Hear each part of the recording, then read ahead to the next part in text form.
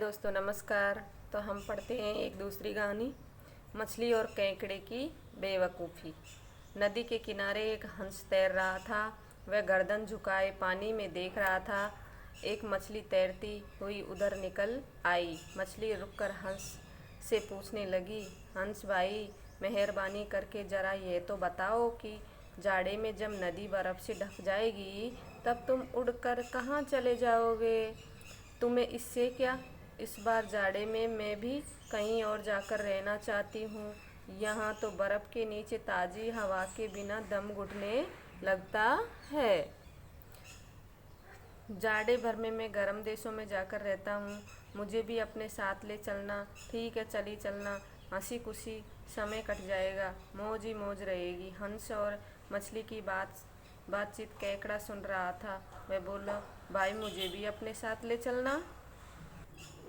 ये हंस, ये मछली और ये केकड़ा। ठीक है, तुम भी हमारे साथ चलना। हंसी खुशी समय कट जाएगा, मौज ही मौज रहेगी। पतझड़ आने तक इंतज़ार करो। जब उड़ने का समय आएगा मैं तुम्हें बतला दूंगा। हंस ने यही सोचा होगा, यदि वे पानी में तैर सकते हैं तो उड़ना भी जानते ही होंगे। गर्मी का मौसम भी था, पतझड़ का मौसम आ सकता पहुंचा। तब हंस ने याद दिलाते हुए कहा, देखो अब गर्म देशों को उड़ जाने का वक्त आ गया है।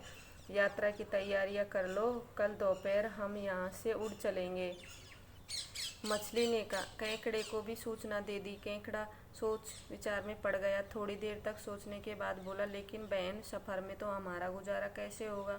भोजन के बिना काम कैसे चलेगा? रास्ते का खाना तो बांध ही ले ताकि सफ़र में भूखा न रहना पड़े, लेकिन सारा सामान किस पर लाद ले चलोगे? मछली ने इस केकड़े से पूछा। एक गाड़ी में सब लाद देंगे और उसे जोत कर ले चलेंगे। हंस के साथ मिलकर हम तीनों गाड़ी खींच लेंगे, बस काम आसान हो जाएगा।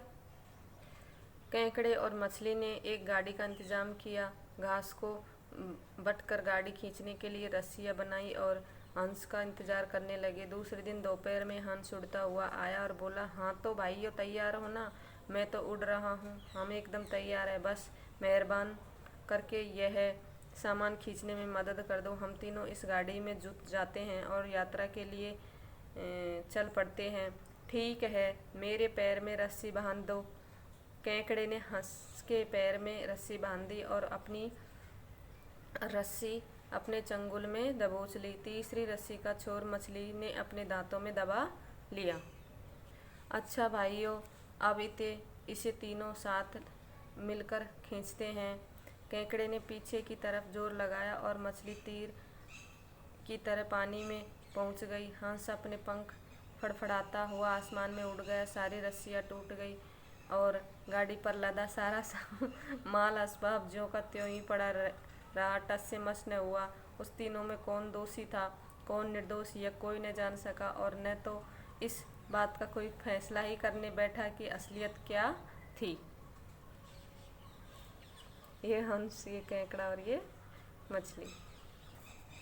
सिर्फ मेंढकियाँ को इतनी हंसी आई कि उनके हंसते हंसते दम भूलने लगा। वे सारा करिश्मा देखकर लोटपोट हो गई। उनको सबसे ज़्यादा हैरानी इस बात की थी कि मछली और केकड़ा अपनी औकात भूलकर ऐसी बेवकूफ़ी में क्यों पड़े।